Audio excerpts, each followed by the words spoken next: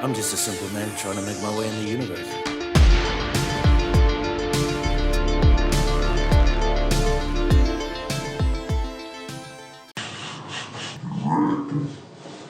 Alright guys, so me and Smith here, we're gonna do something a little different today. We got come on Smith, you gotta show them the content. We got Funkos. I forgot I was supposed to do something. Don't make me do stuff. Yeah, he had to do something. Other than edit the video.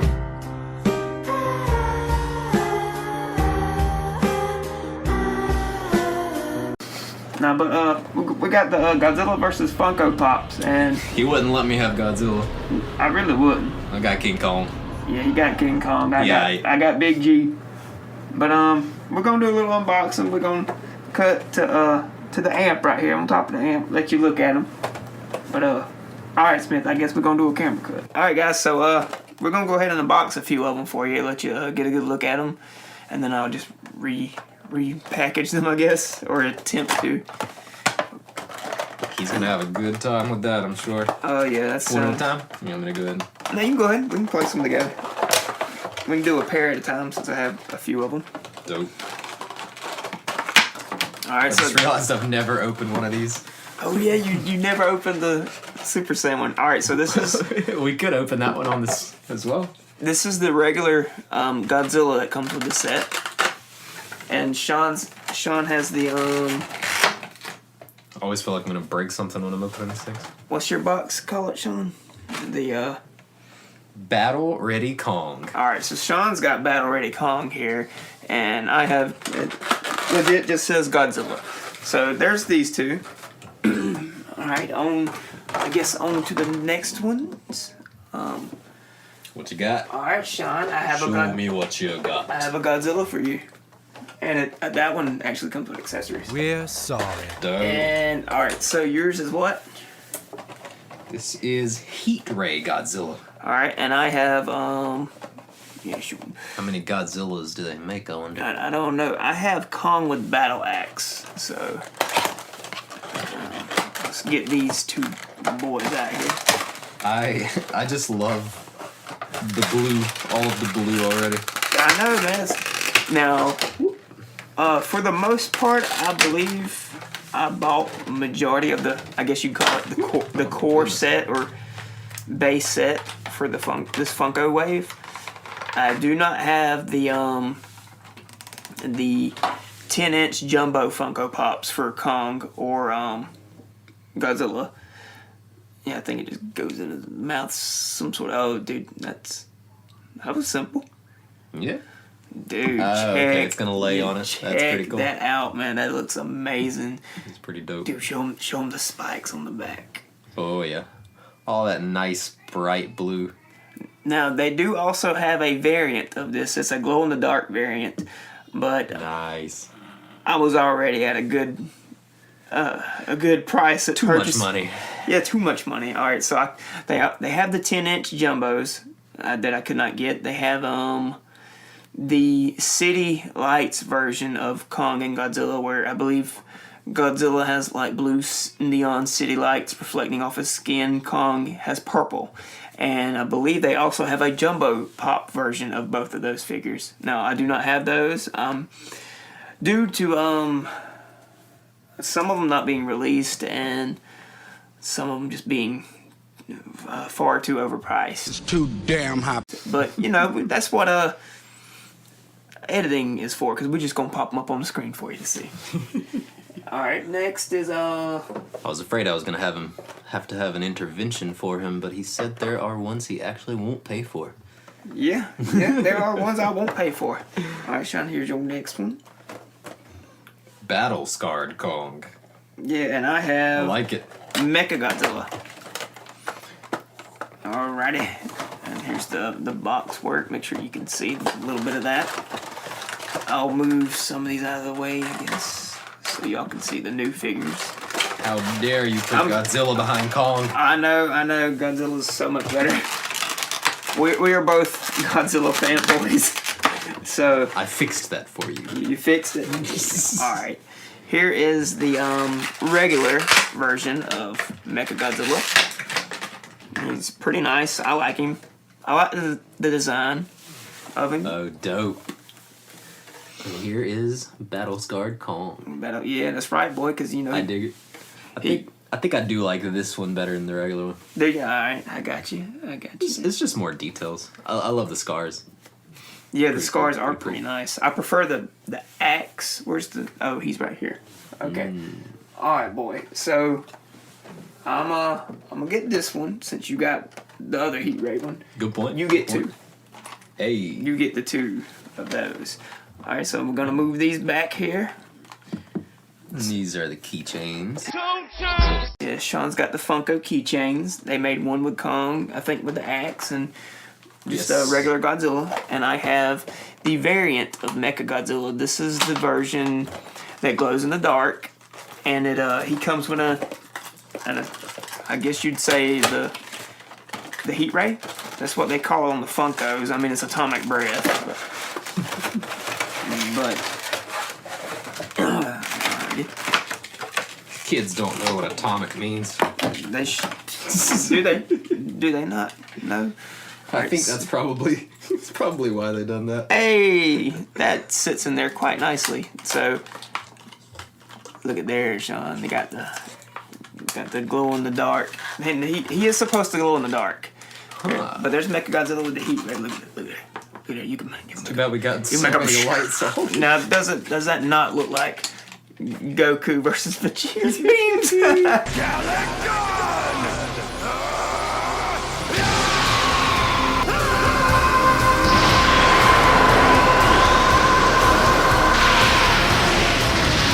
Yeah. I had to. The red versus blue always does that for me. I had to put the two beams together, but here's Mechagodzilla, and Shawn's got the little keychain one coming. As soon as I can get the plastic off. I'm probably gonna hang these keychain ones up in my truck. I had one before in my car of the Xenomorph from Aliens. I'll probably do the same with these. Hang them up. It'd be a nice little decoration in the truck.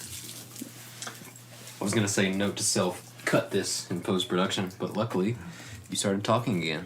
Yeah. Look at there. See if they stand up. Did they stand up? Oh, I think He will he not? this keychain I think is heavier than the actual. Oh, there we go. Hey, look at there. You Made did it it. work. So we got little Godzilla and little Kong. But here's the set, guys. I hope you like the unboxings. We'll probably do a couple more of these, see how it does on the channel. I know everyone seems to like the clone helmet unboxings. Maybe this is something that'll catch on. Regardless, it's just a fun little video, a little variety to throw on the channel. Just some fun for me and Smith to do. Would you like to go ahead and unbox the Super Saiyan Goku? Do you want to? Yeah, just as a bonus. Alright, after I almost sneezed just grabbing it, here comes the bonus. Should probably show you the box first. Yeah, boy, look at that. This is an old Super Saiyan Goku that he bought me like For your birthday, right? probably like 3 years ago, and I was just like, I'm just not gonna open it. A lot of people don't. A lot of collectors leave them in the boxes now, which I'm going to try my best to repackage these guys. Probably not going to work too well. If nothing else, I'll just throw away the plastic mold that they sit in and just sit them in the boxes. Yeah, I guess this was just as good a time as any. So, Look at that. there is Boom. the one to rule them all. You know, it's kind of fitting because Goku is a Saiyan and they go, big monkey. I like that. I like a nice big monkey. That's how I roll. I'm old school. Hey. Hey, look at there. It's sort of, maybe. We should probably put him over here. Oh, yeah, he's on Team Kong. I reckon he would be. Oh, Unfortunate. yeah, that's kind of OP. That is kind of OP. I mean, but I feel like Godzilla's got a chance with beam clashing because he did melt a hole through the earth. Yeah, that is nuclear radiation. Nuclear radiation. Not boy. certain how a Saiyan would hold up to that.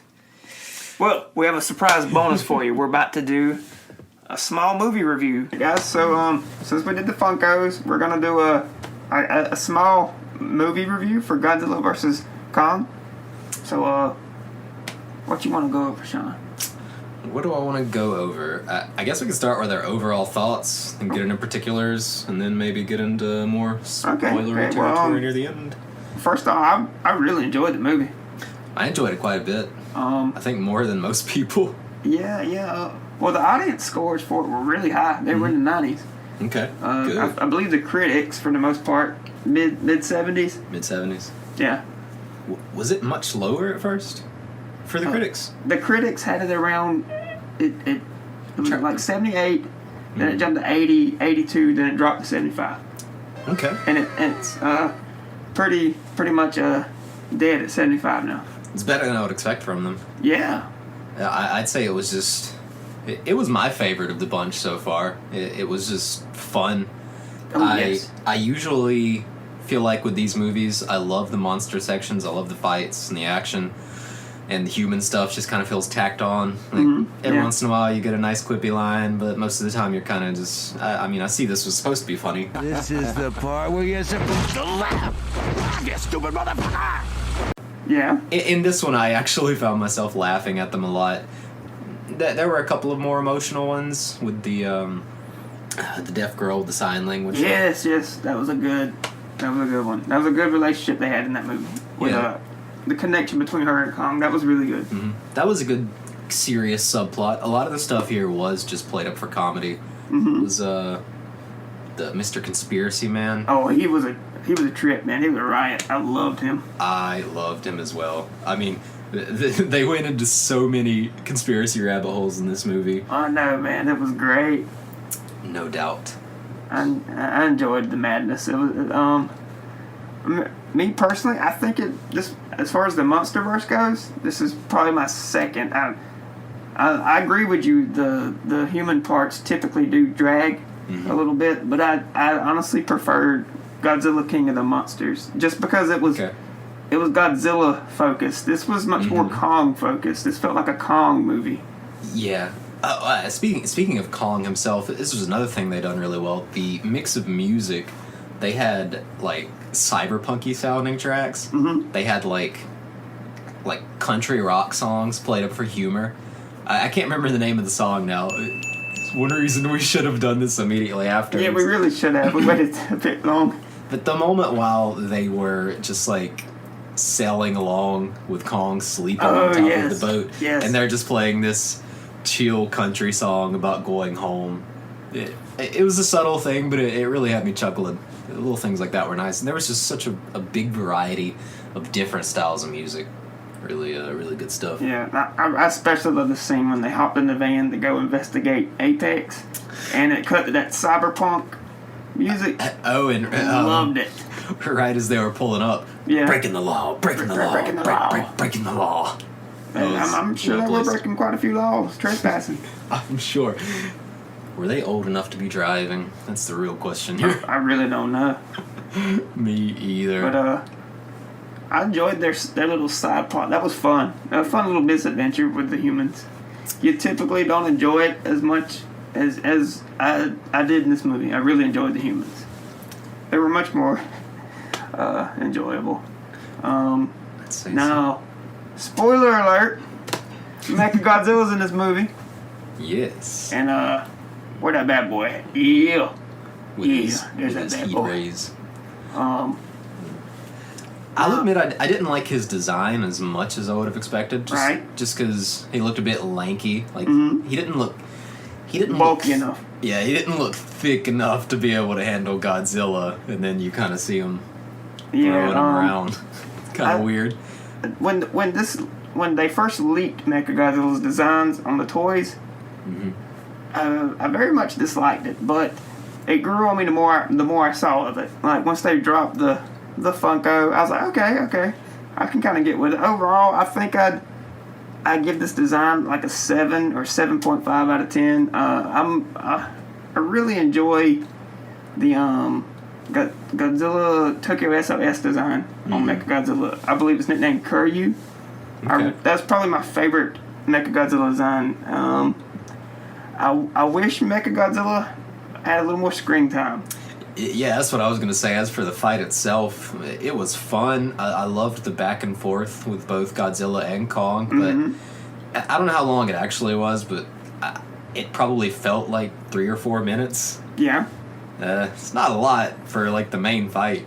Right. Like it was the one fight versus the true bad guy. Yeah. And it was over just like that. Yeah. Now the whole Kong and Godzilla though, those were very enjoyable. I'd say they lived up to hype. Yeah, and it really. What is the best way to say this? It really.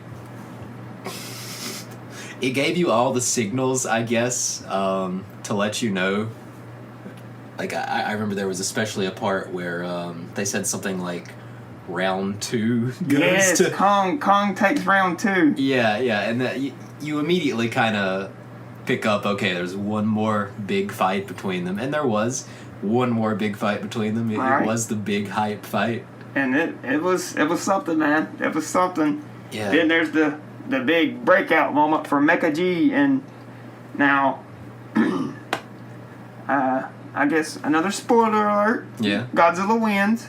he takes the big fight, 2 rounds to Kong's 1, and ultimately makes him submit. Yeah. Well, then out comes Mecha G breaking out the mountain. All right, it wasn't too much of a fight. He absolutely drugged my boy Godzilla. Yeah. He bodied him. He sure did. That was sad to watch. Yeah, like, I understand he's overpowered. I get they were going for that. But I would have liked a little more balanced fight. He was also definitely on a vendetta. Yeah, he was on a vendetta. Seeing as, what was it, King Ghidorah's mind? Yeah. Inside of the computer brain? Yes. They had old, what's his name's son, I believe it was? Yeah, Serizawa's son. Yes, was, like, inside of this... Control? Yeah, basically the skull of King Ghidorah's, like, middle head, I believe it was. The middle or left head. One of the heads from the previous movie. Mm-hmm. But at some point, obviously, Ghidorah came back online while they were doing their testing. Right. And took over Mechagodzilla. So. And on that point about Serizawa's son, I expected more out of his character than we got. He literally says, what, maybe a handful of lines, not even 10 lines. Yeah, not even 10. I don't think. There's like, I understand why he's doing what he's doing because I watched the previous movie, but the general audience, he expresses no motivations as to why he's aligned with Apex against Godzilla. Yeah, I'd say I felt the same way about the daughter of the, what was it, like the actual leader of the corp? The Monarch? Yeah, the daughter who they had sent on the mission with Kong, she was kind of just a prick. Like, that was really all there was to her character. Oh yeah, the boss character, not the boss, the boss, the CEO of Apex itself. Yes, his daughter. Right. His daughter was there to collect materials, do a little research. She stole some of the materials from. Oh, when they made Kong's. it to the Hollow Earth. Yes. Apex all along was searching for an energy source to power Mechagodzilla because nothing on the surface was lasting. The energy would just be consumed almost immediately and be gone. And they took, I guess, radiation levels from the Hollow Earth area. Pretty much. And sent that information back to the Apex headquarters, and I guess they analyzed it, and that's what allowed them to actually come up with a power source. Yeah, that would power it at 100%. I believe they had been limited to like 50% or something like that beforehand. I think 40 or 50, yeah. And they couldn't maintain it for very long. No, as soon as he used the laser beams, it was over. Yeah. The whole point of that, though, was, I mean, she was a prick with a couple of one-liners. She stole the stuff, and then she got squashed immediately afterwards. It just there were a couple of those characters there who weren't really characters. Yeah. I didn't know their motivations. I didn't know what they were interested in.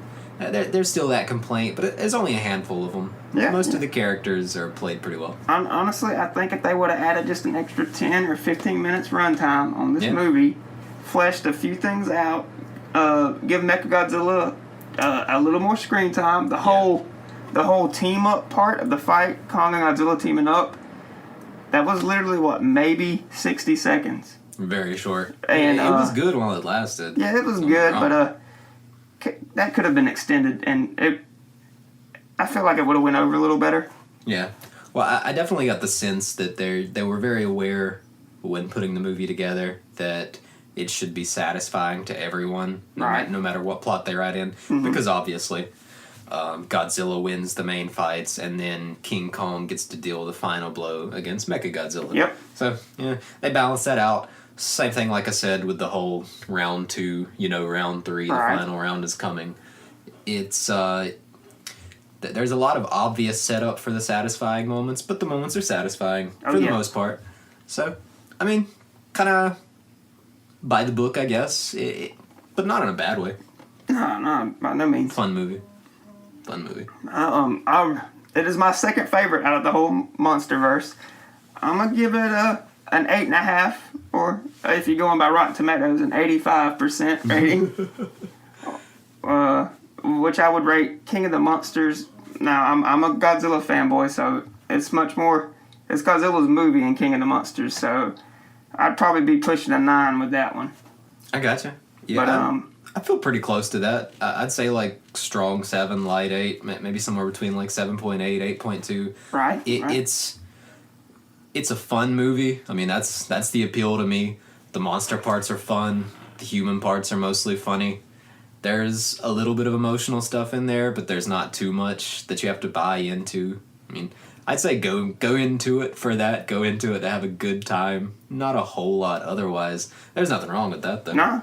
It's just a fun movie. That's if you go in just wanting a fun kaiju versus movie, that's what you're getting. You're getting your money's worth with this. If that's what the reason you're going. And I'd recommend the movie. Yeah.